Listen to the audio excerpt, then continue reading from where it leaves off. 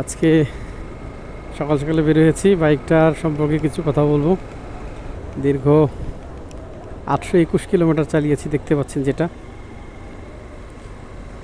821-এ এই এত কিলোমিটারে আসলে একটা মোটামুটি অনেস্টি রিভিউ দেওয়াই যায় ইনশাল্লাহ।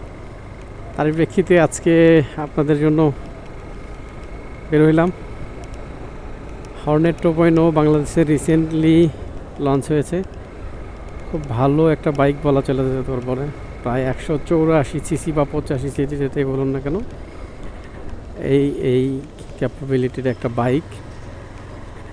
যে বাইকটা অনেকেই কিনতেছেন, অনেকে দ্বিধাদ্বন্দ্বে আছেন।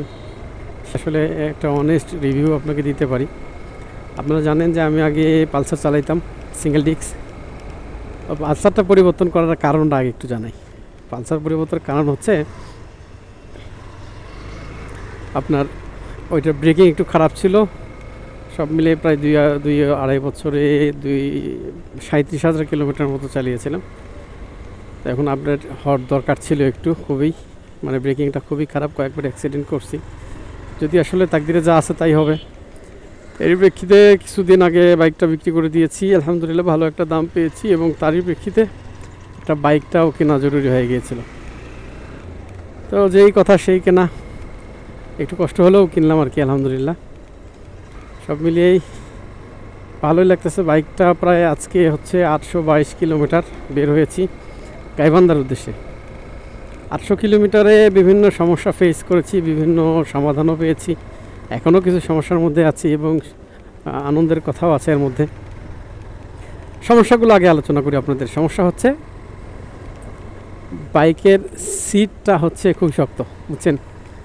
পিলিয়ন বান্ধব কোনো সিট না। পিলিয়নে যদি আপনি 20-25 কিলোমিটার একটা রাইড দেন না, পিলিয়নের পাশে একবারে শেষ, ভাত হয়ে যাবে এরকম অবস্থা। তো এটা আর কি আপডেট করার চেষ্টা করবো ইনশাল্লাহ। পিলিয়নের জন্য আমি ফর্ম লাগাতে চাচ্ছি, মানে এটা মডিফিকেশন করবো আর কি। এরপরে যেটা বিষয় সেটি হচ্ছে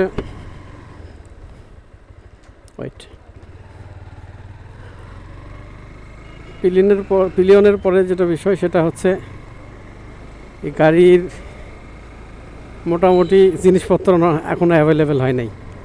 তা আপনি মডিফিকেশন করতে চাইলেও পাবেন না, কোনোভাবেই পারবেন না। এটা হচ্ছে বড় সমস্যা।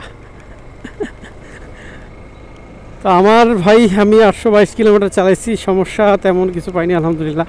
আবার পাইছিও, আমার ইঞ্জিন অয়েল লিকের মানে নিচ দিয়ে ইঞ্জিন অয়েল মানে পড়তেছিল।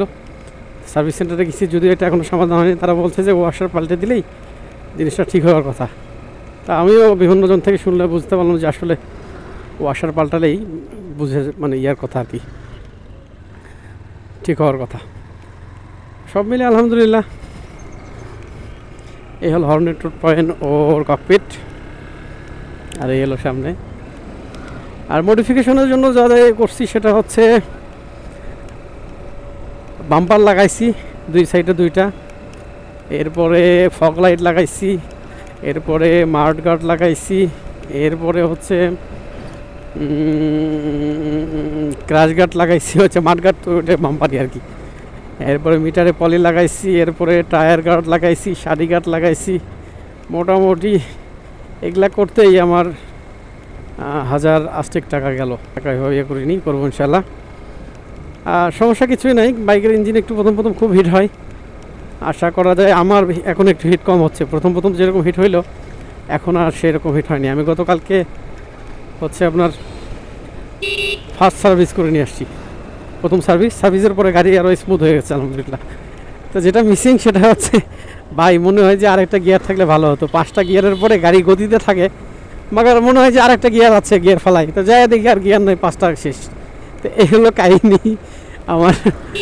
কয়েকদিন হলো এই সমস্যা, মানে প্রথম থেকে এই সমস্যা ফিল করতেছি আর কি।